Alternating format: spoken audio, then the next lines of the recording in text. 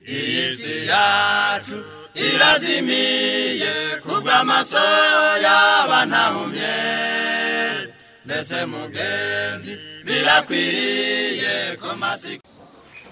Reka tubaramutse tubahe n'ikaze bakunzi b'ibiganiro byacu. Dushimira Imana ko iduhaye aka karyo kugira ngo twongere tuganire n'ubundi. Turi abavuga butumwa bwiza bw'ikanguro n'ubugorozi. Jewe nitwa Jean Bosco Nduwimana. Nijewe muri kano kanya tugiye kuganira hamwe twongera twungurana mu bijanye no gufashanya kugira ngo tubeho dushobora kwibungabungira amagara yacu. Uno munsi turavuga ku bijanye n'uburwayi bita sinusite, ico bita inflammation des sinus canke sinusite. Ubwo burwayi rero bufata urugingo rumwe mu ngingo zifasha twebwe abantu guhema canke guhumeka bivana ingene umuntu avuga. Sinus ni binogo biba mu magufa yo hano mu mbere mu maso.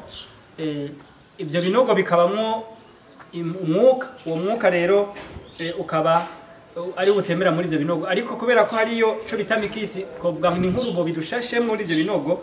Iyo ibyo binogo ubwo rubo bidushashemo yo rumaze gusa naho gononekara, bica bituma umuntu agira ibyo bita sinusite, kubera ko haba habayemo ibyo bita mikozite, no kuvuga rwa rubo birukamera nkaho gononekaye.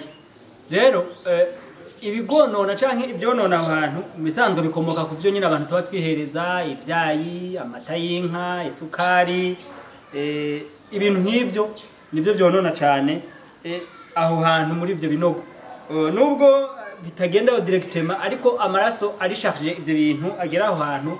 Amaraso atemera mu mubiri arimo isukari nyinshi, arimo proteine nyinshi ba mu cayi canke caffeine yo mu ikawa, canke arimo isukari yo mu mata bita lactose n'ibindi na za proteine zo muri ayo mata zigenda zijanye navyo.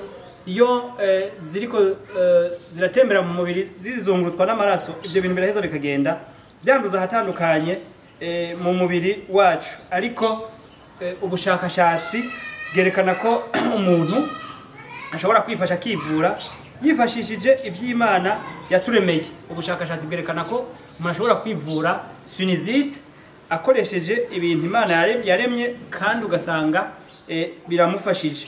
Berekana cyane cyane ibintu birimo ico bita essence pica, no kuvuga ibintu birimo akantu gasa naho gagera mu mazuru kakamera nka kokera, barakavuga nk'igitunguru, ibitunguru bitukura, bakavuga za hadi n'ibindi umuntu ashobora gukoresha kugira ngo yifashe.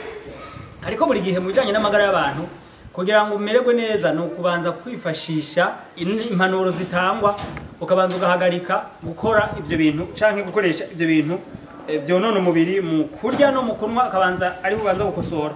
Iyo udakosoye mu kurya no mu kunwa usanga wononye umubiri wawe, ariko iyo ukosoye mu kurya no mu kunwa usanga na za ngwara wari kugwara utazigwaye bitewe nuko umubiri wawe utajamwo ibiwonona. Rero hano mu gitabo umwanditsi umwe yanditse cyitwa Santé par les boissons, yerekana ingene twokwivuza umutobe twateguye muri bino bintu bikurikira.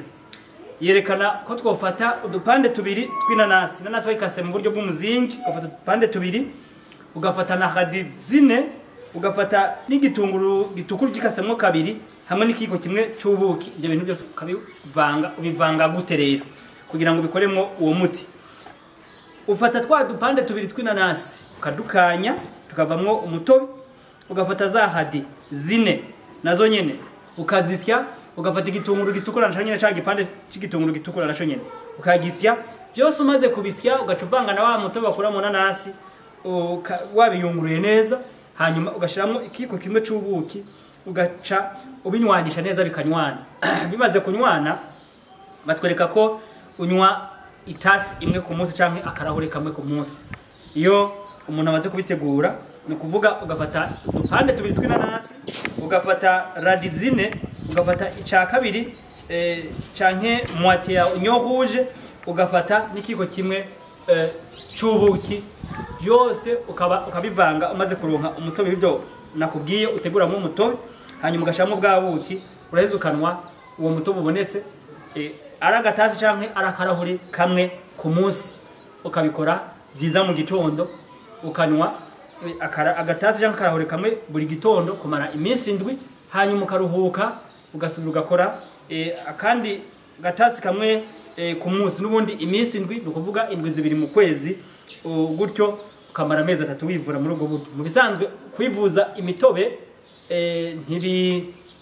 ntibigira ingaruka mbi, ariko kandi mu kuvura kubera ko bica mu byo bimeze nk'ibyo tuba turiye ntibyihuta. Niyo mpamvu umuntu yivura indwi yose agahagarika iyindi ndwi umubiri ukabanza ukaruhuka uwo mutobe ukawufata iyindi ndwi ukongera ukamaze ukwezi mu kundi kwezi ukabikora indwi 2 mu kundi kwezi ukabikora izindwi 2 kumara amezi 3. Rero uwo ni wo muti mwiza ushobora kudufasha tukivura amasinusite, kandi ku bantu bamaze kubikoresha bamaze kudushingira intaye ko bigenda biborohereza bakagenda bakira, bakaba banakurikije za mpanuro zo guhagarika ibitera kurwara muri izo kavite canke ibyo binogo bita amasinus.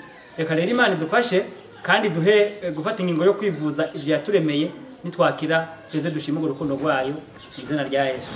Isi yacu irazimiye kubw'amaso y'abantahumye, mbese mugenzi birakwiriye ko